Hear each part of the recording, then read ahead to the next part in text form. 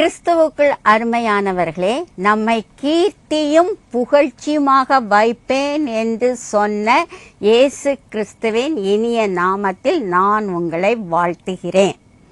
ஆம், ஒரு Bible scholar இவ்வாறு கூறுகிறார். அதாவது, அலெக்சாண்டர் த கிரேட் என்ற பேரரசன் தன்னுடைய வாள் திறமையால் உலகம் முழுவதையும் ஆதாயப்படுத்திக் கொள்ளலாம். நெப்போலியன், நீரோ போன்ற கொடுங்கோல் ஆட்சிக்காரர்கள் தங்களுடைய போரின் மூலம் இவ்வுலகத்தை சுதந்திரித்துக் கொள்ளலாம். எடிசன் என்ற சயின்டிஸ்ட் எலக்ட்ரிசிட்டியை கண்டுபிடித்ததின் மூலம் இவ்வுலகத்தை ஒரு ஒளிமயமான ஒரு உலகமாக மாற்றி கொடுத்திருக்கலாம்.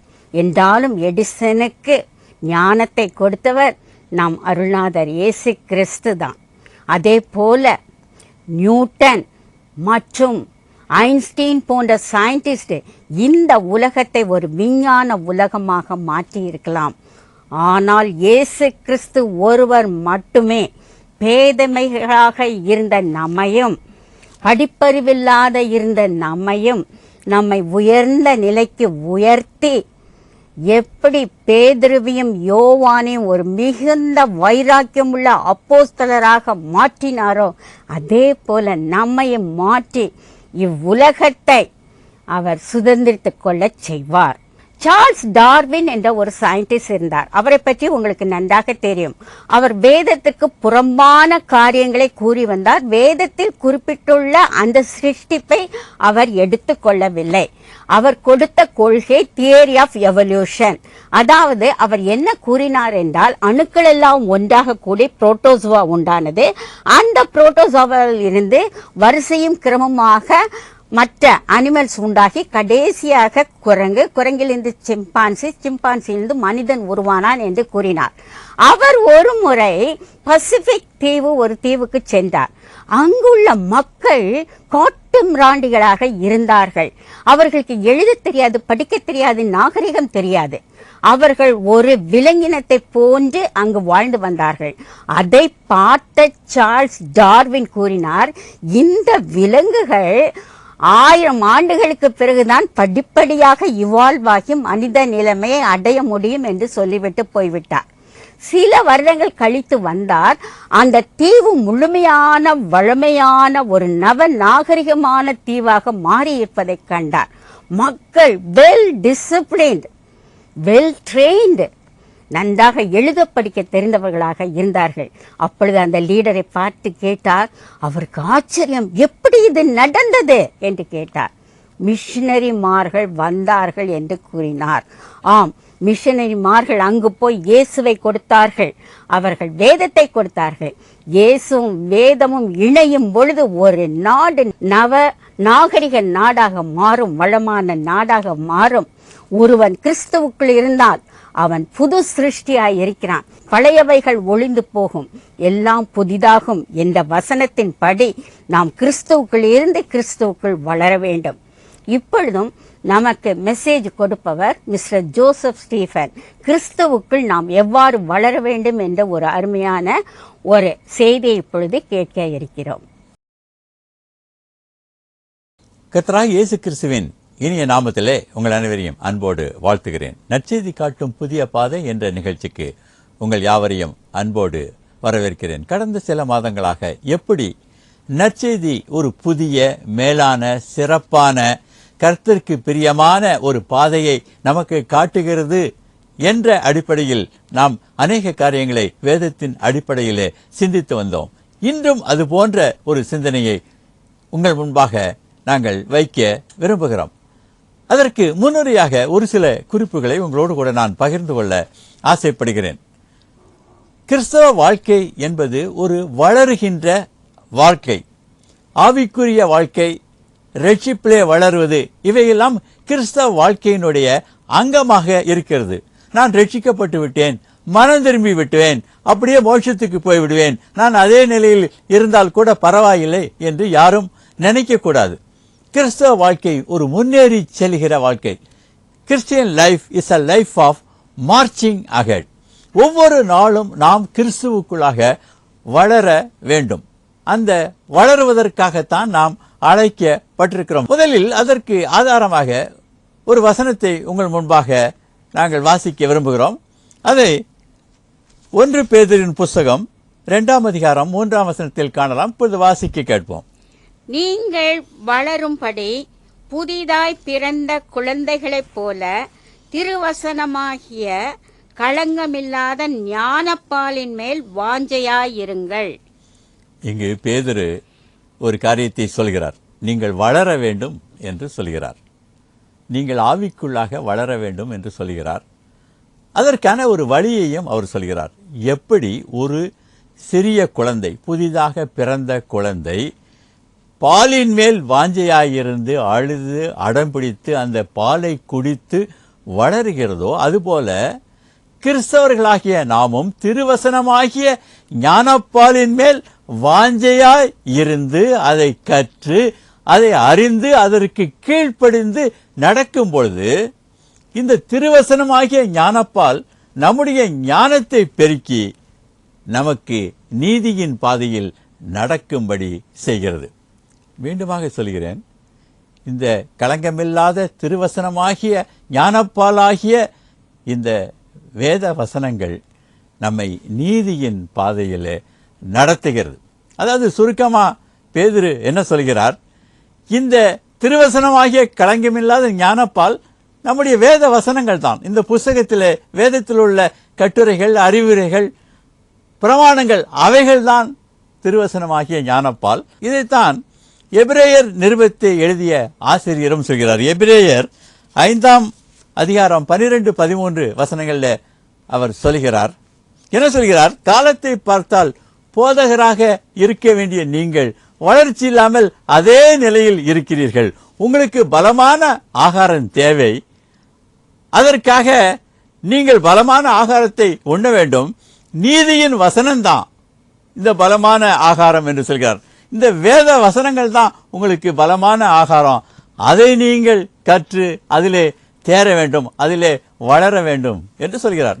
அதே காரியத்தை தான் பவுலும் வலியுறுத்துகிறார். 1 கொரிந்தியர் புஸ்தகம் 13ஆம் அதிகாரம் 16ஆம் வசனத்தில் அவர் சொல்கிறார், நான் குழந்தையாய் இருந்தபோது குழந்தையை போல் பேசினேன், சிந்தித்தேன், யோசித்தேன். ஆனால் இப்பொழுதோ நான் வளர்ந்து விட்டேன், குழந்தைத்தனத்தை எல்லாம் ஒழித்து விட்டேன். இப்பொழுது நான் புருஷனாகிவிட்டேன், என்னுடைய வாழ்க்கையே மாறிவிட்டது, வித்தியாசமாக மாறிவிட்டது என்று அவர் சொல்கிறார். அதாவது வளர்ச்சியை, கிறிஸ்துவுக்குள்ளான வளர்ச்சியை அவர் வலியுறுத்துகிறார். அப்படி சொல்லும்போது இன்னொரு காரியத்தையும் சொல்கிறார். நான் அடைந்தாயிற்று, தேறினானேன் என்று ஒரு நாளும் நினைக்க மாட்டேன். ஒவ்வொரு நாளும் கிறிஸ்து என்னை எதற்காக பிடித்தாரோ அதை பற்றி கொண்டு நான் அவரை பின்தொடர வாஞ்சிக்கிறேன். அதாவது ஒவ்வொரு நாளும் நான் கிறிஸ்துவுக்குள்ளாக வளருவேன் என்று சொல்கிறார். அருமையான தேவனுடைய பிள்ளைகளே, கிறிஸ்தவ வாழ்க்கை ஒரு வளரும் வாழ்க்கை. Christian life is a life of marching ahead. அதற்கு நமக்கு உறுதுணையாய் இருப்பது இந்த திருவசனமாகிய களங்கமில்லாத ஞானப்பால் தான். இந்த வேத வசனங்கள் தான் நம்மை கிறிஸ்துவுக்குள்ளாக வளரும்படியான ஒரு ஆலோசனையை தருகிறது, நமக்கு பலனை தருகிறது, வழியை காட்டுகிறது. இந்த நாளிலே எப்படி இந்த திருவசனம் நாம் கிறிஸ்துவுக்குள்ளாக வளருவதற்கான உதவி செய்கிறது, அதற்கான வசனங்கள் என்ன, அதை எப்படி நாம் கடைபிடிக்க வேண்டும் என்ற அடிப்படையிலே ஒரு சில சிந்தனைகளை உங்கள் முன்பாக நான் வைக்க விரும்புகிறேன். முதலாவது ஒரு வசனத்தை நான் வாசிக்கலாம். மத்தேயு எழுதின சுவிசேஷம் 16ஆம் அதிகாரம் 23ஆம் வசனம். மத்தேயு 16:23. அதை இப்போ வாசிக்க கேட்போம். அவரோ திரும்பி பேதுருவை பார்த்து, எனக்கு பின்னாக போ சாத்தானே, நீ எனக்கு இடரலாயிருக்கிறாய். தேவனுக்கு ஏற்றவைகளை சிந்தியாமல் மனுஷருக்கு ஏற்றவைகளை சிந்திக்கிறாய் என்றார். இங்கு இயேசு கிறிஸ்து பேதுருவை பார்த்து கடிந்து கொண்டு ஒரு காரியத்தை சொல்கிறார். அவர் சொல்கிறார், நீ தேவனுக்கு ஏற்றவைகளை சிந்தியாமல் மனுஷனுக்கு ஏற்றவைகளை சிந்திக்கிறாய் என்று சொல்கிறார். ஆங்கில வேதாகம் இவ்வாறு சொல்கிறது, you are not thinking how God thinks, you are thinking how man thinks. நீ மனுஷர் போலவே சிந்திக்கிறாய், கர்த்தர் போல சிந்திக்கிறது இல்லை அப்படின்னு சொல்லுகிறார். இங்கு இந்த ஆலோசனை பேதுருக்கு வந்தாலும் அது நமக்கும் பொருத்தமாக இருக்கிறது. நாம் கர்த்தர் போல சிந்திக்க அழைக்கப்பட்டிருக்கிறோம். இதைத்தான் பவுலும் மிக அழகாக சொன்னார். அவர் சொன்னார், கிறிஸ்து இயேசுவில் இருக்கிற சிந்தையே உங்களிலும் இருக்க கடவுது என்று சொன்னார். ஆங்கில வேதாகமம் அதை இவ்வாறு சொல்கிறது, think as Jesus Christ thought. இயேசு கிறிஸ்து என்ன சிந்தித்தாரோ அதையே நாம் சிந்திக்க வேண்டும் என்று சொன்னார். அதாவது நம்முடைய சிந்தனை கர்த்தருடைய சிந்தனைக்கு ஒத்ததாக இசைவானதாக இருக்க வேண்டும். அருமையான தேவனுடைய பிள்ளைகளே, இந்த சிந்தனை அல்லது இந்த சிந்திக்கும் திறன் என்பது கர்த்தர் நமக்கு கொடுத்த ஒரு அருமையான கிருபையின் காரியமாக இருக்கிறது. இது எபிலிட்டி டு திங்க், சிந்திக்கிற திறன் கர்த்தரால் கொடுக்கப்பட்ட ஒரு மிகப்பெரிய ஈவு. விலங்கினங்கள் எல்லாம் 5 அறிவு உள்ளவை, ஆனால் மனுஷனோ 6 அறிவு உடையவன். இந்த 6ஆம் அறிவு அல்லது இந்த சிந்திக்கும் திறன் தான் நம்மளையும் விலங்கினங்களையும் பிரிக்கிறது. அதனால்தான் நாம் அநேக காரியங்களை சிந்தித்து பகுத்தறிந்து நாம் முடிவெடுக்கும்படி ஆண்டவர் இந்த பெரிய சக்தியை மனிதனுக்கு கொடுத்திருக்கிறார். நம்முடைய உள்ளத்திலே, நம்முடைய எண்ணத்திலே தினமும் ஆயிரக்கணக்கான சிந்தனைகள் எப்பொழுதும் வந்து போய் அலைமோதிக்கொண்டு இருக்கிறது. நம்முடைய எண்ணங்கள் எல்லாம், நம்முடைய மூளையெல்லாம் சிந்தனையால் நிறைந்து இருக்கிறது. ஒரு மனிதனுடைய மூளை ஒரு நாளில் ஏறத்தாழ 1,00,000 சிந்தனைகளை தாங்கி செல்லக்கூடிய அளவுக்கு இது படைக்கப்பட்டிருக்கிறது என்று அறிஞர்கள் கருதுகிறார்கள். எனவே இந்த சிந்தனை என்பது நம்முடைய ஆன்மீக வாழ்க்கையிலே ஒரு பெரும் தாக்கத்தை ஏற்படுத்தக்கூடியதாக இருக்கிறது. அதனால்தான் இயேசு கிறிஸ்து சொன்னாரு, நம்முடைய சிந்தனைகள் கர்த்தருக்கு ஏற்றவைகளாக இருக்க வேண்டும் என்று சொன்னார். அதுதான் பவுல் சொன்னார், இயேசு கிறிஸ்து என்ன சிந்தித்தாரோ அதை போல நாம் சிந்திக்க வேண்டும் என்று சொன்னார். அருமையான தேவனுடைய பிள்ளைகளே, நம்முடைய சிந்தனைகள், நம்முடைய எண்ணங்கள் கர்த்தருக்கு ஏற்றவைகளாக இருக்க வேண்டும். அப்படின்னா இங்கே ஒரு கேள்வி வருது, அப்படின்னா நான் என்னென்ன காரியங்களை சிந்திக்கணும் அப்படின்ற கேள்வி வருகிறது. அதை மிக அழகாக பவுல் நமக்கு ஒரு கோடிட்டு காட்டுகிறார். பிலிப்பியரின் புஸ்தகம் 4ஆம் அதிகாரம் 8ஆம் வசனம். பிலிப்பியர் 4:8. கடைசியாக சகோதரரே, உண்மையுள்ளவைகள் எவைகளோ, ஒழுக்கமுள்ளவைகள் எவைகளோ, நீதியுள்ளவைகள் எவைகளோ, கற்புள்ளவைகள் எவைகளோ, அன்புள்ளவைகள் எவைகளோ, நற்கீர்த்தி உள்ளவைகள் எவைகளோ, புண்ணியம் எதுவோ, புகழ் எதுவோ, அவைகளையே சிந்தித்துக் கொண்டிருங்கள். இங்கு பவுல் ஒரு நீண்ட பட்டியலை கொடுத்து, இந்த பட்டியலில் உள்ள காரியங்களை நீங்கள் சிந்தித்துக் கொண்டு இருங்கள். உண்மையுள்ளவைகள், நீதி உள்ளவைகள், கற்புள்ளவைகள், ஒழுக்கமுள்ளவைகள், அன்புள்ளவைகள், இவைகளை நாம் சிந்திக்க அழைக்கப்பட்டிருக்கிறோம். அநேக நேரத்தில் நம்முடைய சிந்தனைகள் இது போன்ற காரியங்களே அல்லாமல் வேறு சில காரியங்களையும் நாம் சிந்திக்கிறவர்களாக இருக்கிறோம். அதனால தான் அவர் பிலிப்பியரை பார்த்து கடிந்து கொண்டார். நீங்கள் பூமிக்கு எடுத்த காரியங்களையே சிந்திக்கிறீர்கள் என்று சொன்னார். பூமிக்கு எடுத்த காரியங்கள், இந்த உலகத்தின் காரியங்களை தான் நீங்க சிந்திக்கிறீங்க அப்படின்னு சொன்னார். ரோமாபுரியரை பார்த்து அவர் சொன்னார், உங்களுடைய சிந்தனையிலே நீங்கள் வீண் காரியங்களை சிந்திக்கிறீர்கள், நீங்கள் சிந்தனையிலே வீணரானீர்கள் என்று சொன்னார். உங்களுடைய கிரியையிலேயோ மற்ற உலக பிரகாரமான காரியங்களையோ பற்றி அவர் சொல்லாமல் அவர் சொன்னாரு, உங்கள் சிந்தனையிலே நீங்கள் வீணராய் இருக்கிறீர்கள் என்று சொன்னார். வெளி தோற்றத்திலே பக்திமான் போல இருக்கிறோம், விசுவாசி போல இருக்கிறோம், ஊழியக்காரர் போல இருக்கிறோம், கண்ணியமாக நாம் காரியங்களை செய்வது போல நம்முடைய வெளி தோற்றம் இருக்கிறது. ஆனால் உள்ளான மனதிலே எதை சிந்திக்கிறோம், யாரை பற்றி சிந்திக்கிறோம், எந்த காரியத்தை குறித்து சிந்திக்கிறோம்? தோற்றத்திற்கு பரிசுத்தவான் போல காட்சி அளிக்கிறோமே, நம்முடைய உள்ளம் எப்படி இருக்கிறது, நம்முடைய சிந்தனை எப்படி இருக்கிறது? கொஞ்சம் யோசித்து பார்ப்போம். சிந்தனையிலும் பரிசுத்தம் வேண்டும் என்று இயேசு கிறிஸ்து விரும்புகிறார். சிந்தனையிலும் பரிசுத்தத்தை வலியுறுத்துகிற ஒரே மார்க்கம் இந்த கிறிஸ்தவ மார்க்கம் தான். மற்ற காரியங்கள் எல்லாம் கிரியைகளிலே பரிசுத்தம் வேண்டும் என்று போதிக்கும். ஆனால் இயேசு கிறிஸ்துவனுடைய பொன்மொழியோ நாம் சிந்தனைகளிலும் பரிசுத்தம் உள்ளவர்களாக இருக்க வேண்டும். ஒரு நிமிஷம் யோசித்து பார்ப்போம். நம்முடைய சிந்தனைகளிலே அநேக காரியங்கள் தாறுமாறாக இருக்கிறதல்லவா? இச்சைக்கான காரியங்கள், கோபம், கசப்பு, வைராக்கியம், பகை, மூர்க்கம், பழிவாங்கும் எண்ணம், இந்த சிந்தனைகள் தான் எப்பொழுதுமே ஓடிக்கொண்டிருக்கிறது. எப்படி குறை சொல்லலாம், யாருக்கு என்ன பதில் பேசலாம் என்ற காரியங்கள் தான் நம்முடைய சிந்தனையிலே எந்நாளும் இருக்கிறது. இப்பேற்பட்ட சிந்தனை உள்ளவன் ஒரு நாளும் கிறிஸ்துவுக்குள் வளர முடியாது, ஒரு நாளும் கிறிஸ்துவுக்குள்ளே வளர முடியாது. அதனால் சிந்தனையிலே ஜாக்கிரதை உள்ளவர்களாக இருப்போம். சென்ற நூற்றாண்டிலே இங்கிலாந்து நாட்டிலே ஒரு மிகப்பெரிய தத்துவ ஞானி இருந்தார்.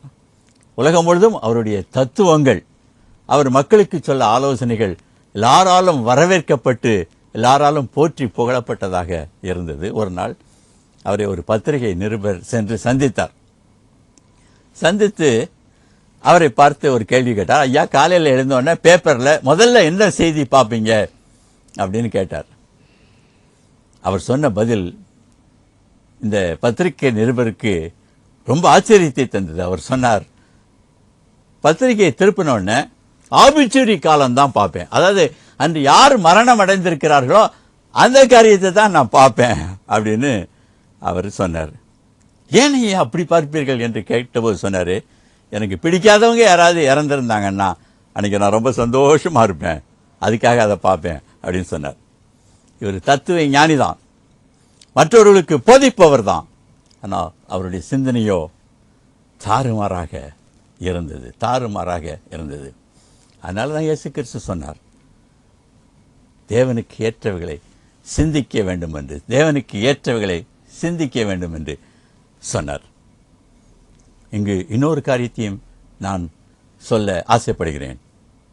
நம்முடைய சிந்தனைகள் கர்த்தரால் கவனிக்கப்பட்டு வருகிறது. somebody is watching our thoughts. நாம் என்ன சிந்திக்கிறோம் என்பதை கர்த்தர் கவனித்துக் கொண்டிருக்கிறார். அதற்கும் நியாய தீர்ப்பு உண்டு என்று சாலமோன் ஞானி சொல்லியிருக்கிறார். அந்த வசனத்தை நாம் இப்பொழுது வாசிக்க கேட்போம்.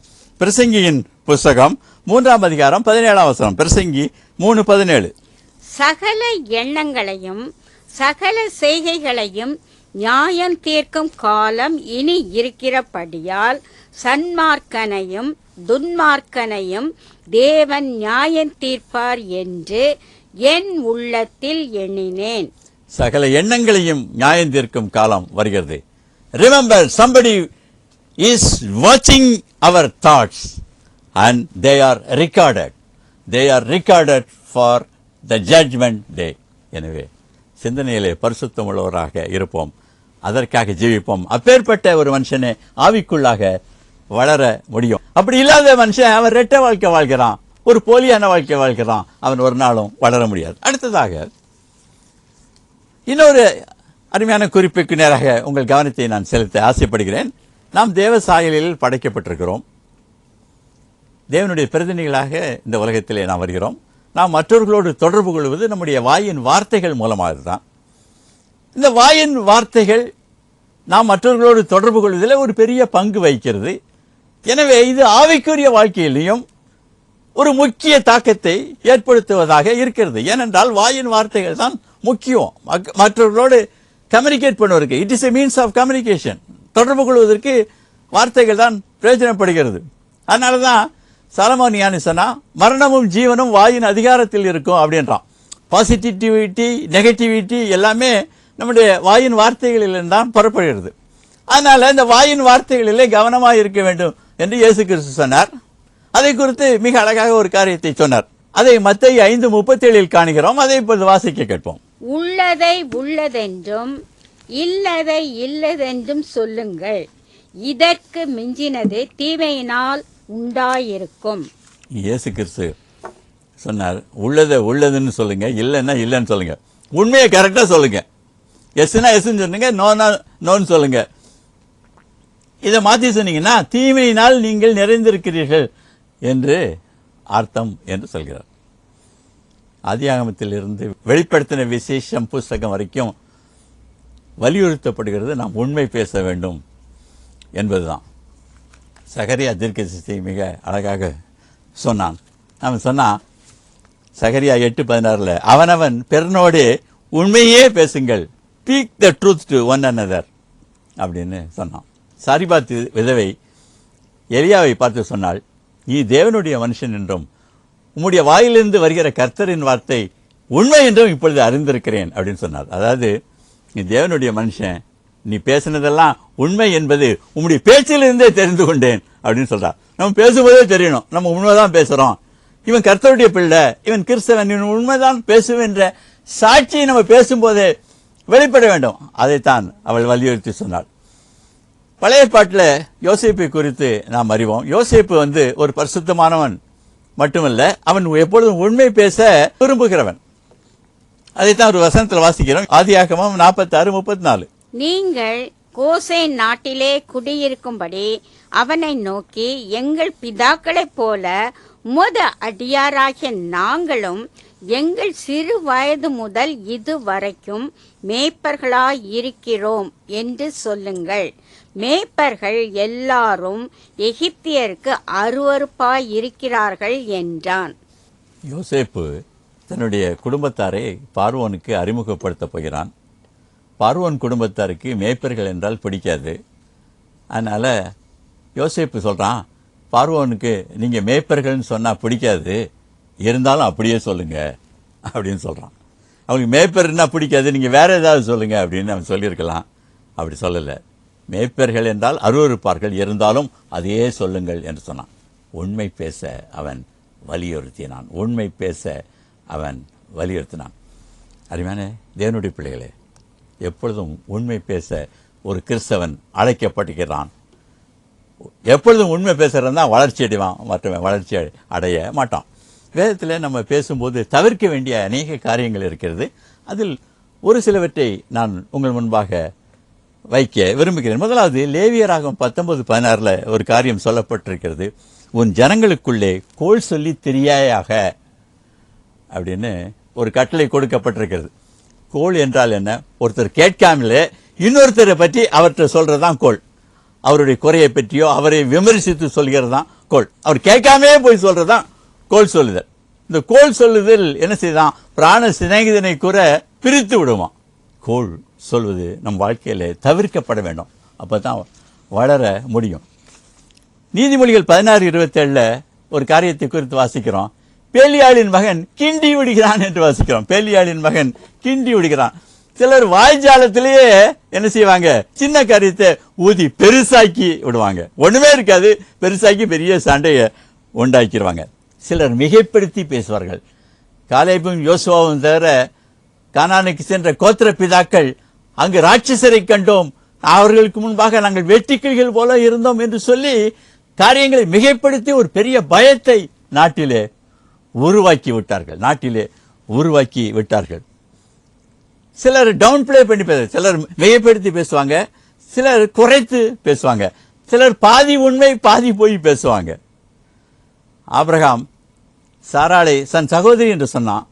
திருமணமான பிறகு சகோதரி என்ற உறவுக்கு அங்கே இடமில்லை, இருந்தாலும் சொன்னான். அதாவது உண்மை சொல்வது போல் போய் சொல்லுவாங்க. அதுதான் ஹாஃப் ட்ரூத் என்று பேர். சிலர் மற்றவங்களை பேசவே விட மாட்டாங்க. சிலர் என்ன செய்வாங்க? ஆகாத சம்பாஷணைகளை பேசுவாங்க. சிலர் என்ன பேசினாலும் எரிந்து விழுவார்கள். அவர்கிட்ட பேசவே முடியாது, ஐயோ அவர்கிட்ட போகவே முடியாது, எரிந்து விழுவார் என்று. ஆனால் அநேக தேவ மனிதர்கள் பட்சமாய் பேசினார்கள் என்று பார்க்கணும். அன்போடு பேசணும். அருமையான தேவனுடைய பிள்ளைகளே, ஏனோக்கு மிக அழகாக சொல்லியிருக்கிறான் ஒரு காரியத்தை குறித்து. யூதாவின் புஸ்தகம் 15ஆம் வசனத்தில் அதை வாசிக்கிறோம், அதை வாசிக்க கேட்போம்.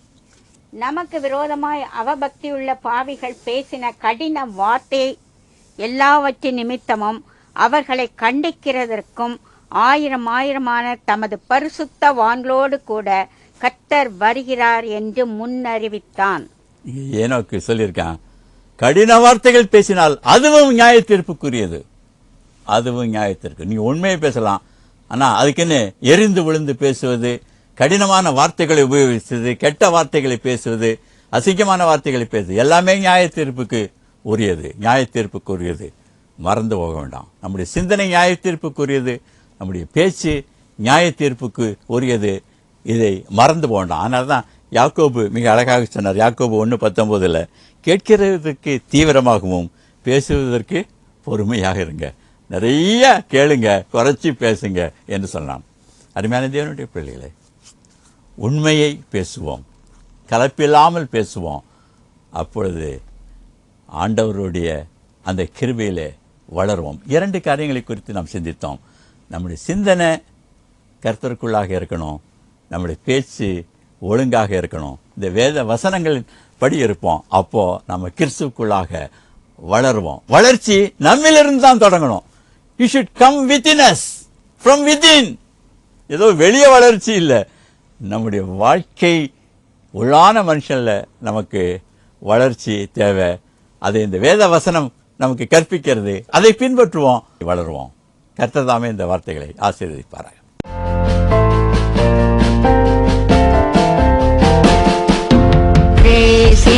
Praise Him, Jesus of blessed Redeemer. Sing, oh yeah, His wonderful love proclaim. Hail Him, highest archangels in glory. Strength and honor give to His holy name. Like a shepherd, Jesus will guard His children. In His arms He carries them all day long. Praise Him, tell of His excellent greatness. Praise Him, ever in joyful song. Praise Him, Jesus our blessed Redeemer. For our sins He suffered and bled and died. He our rock, our hope of eternal salvation. Hail Him, Jesus the crucified. Sound His praises, Jesus who bore our sorrows. Love unbounded, wonderful, deep and strong. Praise Him, tell of His excellent greatness. Praise Him, ever in joyful song. Praise Him, Jesus our blessed Redeemer. Heavenly portals, loudly Hosanna strain. Jesus Savior reigneth forever and ever. Crown Him, prophet and priest and king. Christ is coming, over the world victorious. Power and glory unto the Lord belong. Praise Him, tell of His excellent greatness. Praise Him, ever in joyful song.